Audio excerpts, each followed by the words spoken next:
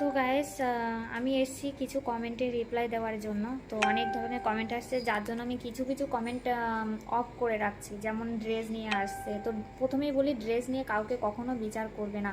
আর আমি এখানে এসেছি বাঁকুড়াতে মুকুটমণিতে এসেছি অ্যালবাম শ্যুট করতে, মিউজিক অ্যালবাম শ্যুট করতে এসেছি এখানে। সবার সামনে আমি কি মুখ ভার করে বসে থাকবো, হাসবো না, কথা বলবো না এদের সাথে? তাহলে কেমন হয়? এদের সাথে আমি কথা বলবো না? তো তোমরা এমন এমন কমেন্ট করছো, 3 নাম্বার পেয়ে গেছে, আবার বিয়ে হবে, স্বামী মারা গেছে, মারা যেতে না যেতে আরেকটা ধরে নিয়েছে। আরে বাবা, আমার গেছে, আমি জানি, সে আমার এখানে আছে। কালকে একটা ভিডিও করেছি, সেই ভিডিওতে এত বাজে মন্তব্য এসছে, সেটা না ভেবে আমার খারাপ লাগছে। মনে হচ্ছে এর থেকে যদি মরে যেতাম হয়তো ভালো হতো। কারণ যারা আমাকে ভালোবাসে তারা বাদ দিয়ে যেই সব মানুষরা আমাকে পছন্দ করে না বা আমাকে সহ্য করতে পারে না, তবুও একটা যদি শত্রুও হয় তাকেও এত বড় খারাপ কথা বলা যায় না। কিন্তু আমি তো তাদের সাথে কোনো অন্যায় করিনি, কিন্তু শুধুমাত্র রুম্পা দিদিকে নিয়ে ভিডিও করেছি বলে অনেক লোকই বলছে রুম্পা দিদির সাথে তোমার কি সম্পর্ক, বা রুম্পাকে নিয়ে কেন তুমি ভিডিও করছো, রুম্পার সাপোর্ট নিয়ে কেন কথা বলো। আজকে তোমাদের সামনে পুরোটা ক্লিয়ার করব। তোমরা আজকে জানতে পারলে তোমরা খুশি হবে, আশা করি তোমাদের ভালো লাগবে যে এই কারণে আমি রুম্পাদিকে সাপোর্ট করি। রুম্পাদিকে সাপোর্ট করার একটা কারণ আছে, সেই কারণটা আমি তোমাদেরকে বলবো, কি কারণে সাপোর্ট করি বা রুম্পার সাথে আমার কি সম্পর্ক, সেটা আজকে আমি তোমাদের সাথে ক্লিয়ার করে দেবো, যাতে নেক্সট টাইম এরকম ধরনের কথা আমাকে না শুনতে হয়। কারণ একটা ভিডিও করি, তো ভিডিওর মধ্যে যদি একটা মার সাথে একটা সন্তানের খারাপ সম্পর্ক বলে, বা একটা বোনের সাথে যদি একটা ভাইয়ের খারাপ সম্পর্ক বলে, বা একটা দিদির সাথে যদি একটা ভাইয়ের খারাপ সম্পর্ক বলে, তখন না মনে হয় না যে মানে আর ভিডিও করি, বা ভিডিও সামনে আসতেও লজ্জা করে বা খারাপ লাগে যে এদের মানসিকতাটা কেমন হয়ে গেছে, এরা কতটা নিচে নামতে পারে। মানে একটা কমেন্ট যখন করছে তখন না সেই কমেন্টটা চিন্তা ভাবনা করে না এরা, মানে এদের মনে যা আসে এরা তাই বলে দেয়। কিন্তু আজকে তোমাদের সামনে ক্লিয়ার করব। তো কালকে তোমরা সকলেই দেখেছো রুম্পাদি একটা দাদাকে নিয়ে যেখানে অ্যালবাম শ্যুট করতে গেছে, সেখানে একটা দাদার সাথে ভিডিও করেছে, তো শর্ট ভিডিও, সেখানে অনেক বাজে মন্তব্য এসছে। সেখানে এরকম বলছে মানে হাজবেন্ড মরতে পারলো না, 1 মাস মরেনি, এখনই বয়ফ্রেন্ড বানিয়ে নিয়েছে, এইসব সামথিং অনেক বাজে মন্তব্য, অনেক খারাপ কথা, যে তুমি এত তাড়াতাড়ি ভুলে গেলে।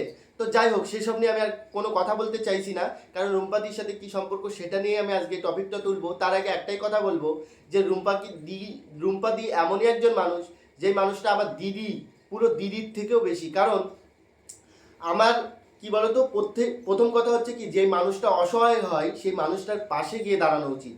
আর যে মানুষটা সৎ থাকে, তার চরিত্র ভালো থাকে, সেই মানুষটারই পাশে গিয়ে দাঁড়ানো উচিত। দেখো, আমাদের সাথে অ্যাক্সিডেন্ট হতেই পারে, বা আমার সাথে যদি কিছু একটা অ্যাক্সিডেন্ট হয়, তাহলে নেক্সট টাইম যে আমি আর কোনো ভালো কাজ করতে পারবো না, বা আমি ভিডিও করতে পারবো না, এই এই জামা কাপড় পরতে পারবো না, এই পোশাক পরতে পারবো না, এরকম তো কিছু না।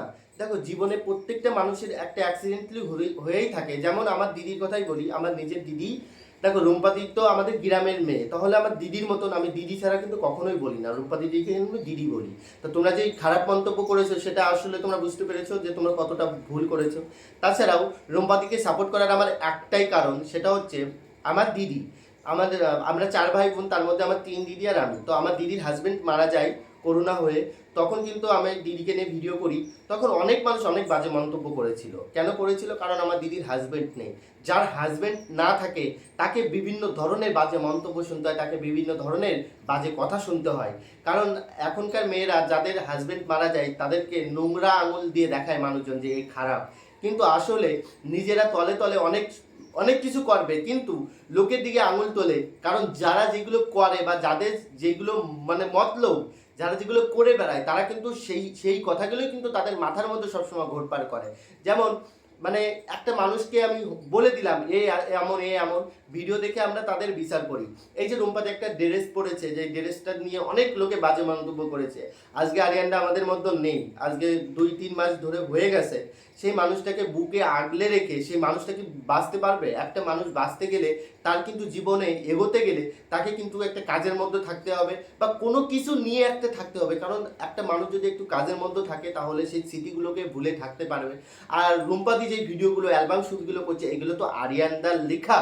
কারণ আরিয়ানদা কিন্তু লিখেছিল এই অ্যালবাম শ্যুটগুলো।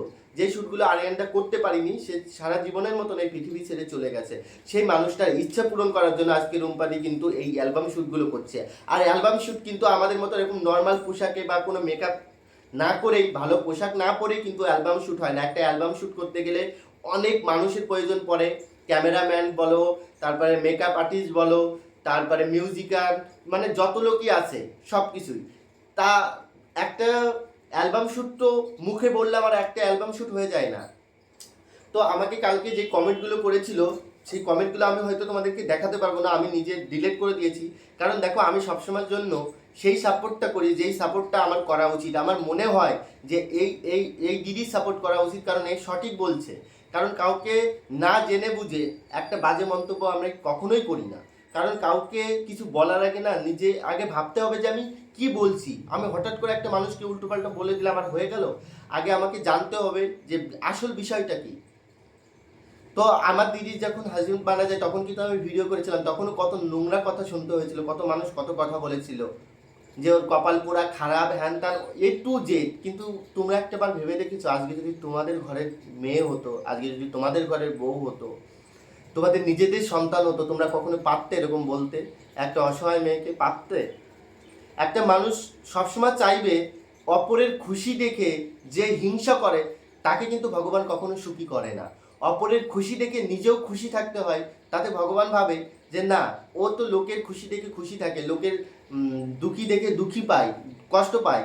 সেটাই হলো প্রকৃতি, মানুষের পর্যায়ে পড়ে। কিন্তু যেই সব মানুষরা মানে বেশিরভাগই আমার আমার যত দিদিরা দাদারা যারা আমাকে ভালোবাসে, প্রত্যেকটা দিদিরা মানে এত ভালোবাসে, তারা কিন্তু বোঝে কথাগুলো, তারা বোঝার চেষ্টা করে। আর উলবাল কিছু আছে, আমি বলতে বাধ্য হচ্ছি, তারা যদি এরকম ধরনের প্রশ্ন করে, দেখো আমি কিন্তু ভগবানের পুজো করি, আমি না এরকম খারাপ মন্তব্য বা এরকম খারাপ কথা বলতে চাই না। কিন্তু কি বলো না, মনের মধ্যে অনেক কষ্ট লাগে, অনেক খারাপ লাগা থাকে যে মানুষগুলো, যেই মানুষের মনগুলো কতটা নিচু হয়ে গেছে, যে মানুষগুলো মানে নিজেদের নিজেদের স্বার্থের জন্য আজকে এতটা নিচে নামতে পারে। আমরা তো কখনো কাউকে নিয়ে বাজে মন্তব্য করি না, আমার ভিডিও অন্তত দেখবে কখনো কাউকে নিয়ে বাজে মন্তব্য করি না। কারণ দেখো, মানুষ মাত্রই তো ভুল হয়, আমি ভুল করতে পারি, তুমি ভুল করতে পারো, সবাই ভুল করতে পারে। ভুল এমন একটা জিনিস সবার দ্বারাই হয়ে থাকে। ভুল তো এমন না যে আমার হচ্ছে তোমার হবে না, আজকে যদি আমি ভুল করি কালকে তুমি ভুল করবে। কিন্তু ভুলের সংশোধন করতে গেলে নিজে একটু ভালোভাবে বলতে হয় যে ভাই এটা করো না, এটা করো, এইভাবে বলতে হয়। কিন্তু তোমরা যদি দিদির সাথে যদি ভাইয়ের কোনো সম্পর্ক বানিয়ে দাও, মায়ের সাথে ভাইয়ের সম্পর্ক বানিয়ে দাও, মানে এরকম মানে কোনো মুখে যা ইচ্ছা তাই বলে দিচ্ছ, দয়া করে এরকমটা বলো না, কারণ অনেকটা খারাপ লাগে। আজকে রুম্পাটি এই 3-4 মাস হয়ে যাচ্ছে আরিয়ানদা নেই, সেই কষ্টগুলো একমাত্র সেই বোঝে যে কষ্টগুলো আমি আমার দিদির চোখে দেখেছিলাম, আমার দিদির মনে দেখেছিলাম। যখন আমার জামাইবাবু মারা যায় তখন তো আমার দিদি আমাদের বাড়িতে ছিল, তখন দেখতাম সবসময় যেন ছটপট করতো, কিছু একটা মানে মন মরা হয়ে থাকতো। তখন কিন্তু আমি সাপোর্ট করতাম দিদিকে, সবসময় হাসিয়ে রাখতাম, মজাদায়ক কথা বলতাম, মজার মজার ভিডিও দিতাম, যাতে দিদি আর ওই কথাগুলো মনে না রাখে। কারণ তাকে তো বাঁচতে হবে, সেই মানুষটা তো চলে গেছে সারা জীবনের মতো, কিন্তু তাকে তো জীবনের চলার মানে চলতে হবে। আর আমার দিদি সাপোর্ট করার জন্য আমি ছিলাম, আমি যথেষ্ট সাপোর্ট করেছি, সবসময়ের জন্য হাসি খুশি রাখার চেষ্টা করেছি। কিন্তু রুম্পাদিও তো আমাদের গ্রামের মেয়ে, আমি কখনো চাইবো না যে আমার দিদির সাথে যেরকম হয়েছে, মানে কত মানুষ কত বেশি কথা বলেছে, গ্রামের মানুষ বলো, মানে অনেক মানুষ, কারণ সামনাসামনি না বললেও পেছনে অনেক মানুষই কথা বলে। তো সেরকমই আমি কিন্তু রুম্পাদিকে নিয়ে যখন কেউ খারাপ কথা বলে তখন না আমার দিদির কথা মনে পড়ে, যে আজকে রুম্পাদির হাজবেন্ড নেই বলে, ওয়াকালে চলে গেছে বলে আজকে তাকে কত বেশি কথা শুনতে হচ্ছে। সেই মানুষটাই জানে, যে মানুষটা হারিয়েছে। কথায় আছে না, যারা হারায় বা যার হারায় একমাত্র সেই বোঝে তার কষ্টটা কতটা।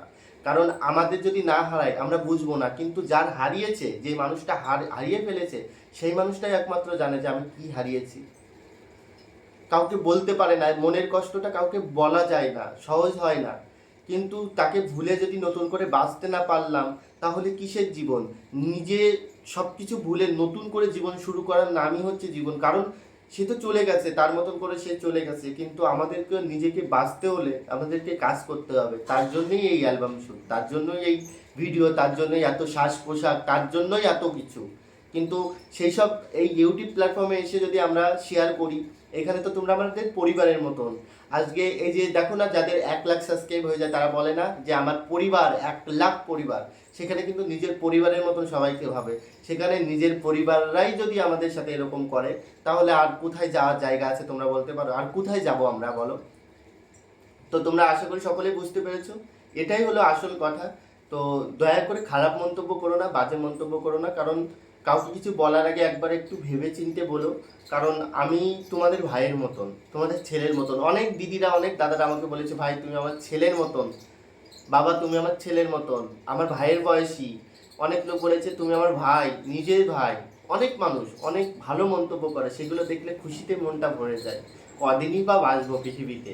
যেমন দেখো আলপনাদি চলে গেছে সবাইকে ছেড়ে, কত অল্প বয়সে। তা প্রত্যেকটা মানুষ তো আমরা চলে যাব, কিন্তু দেখো আলপনাদি যে ভিডিও করতো, তার ভিডিওর মধ্যে সবাই কতটা ভালোবাসা দিয়েছিল।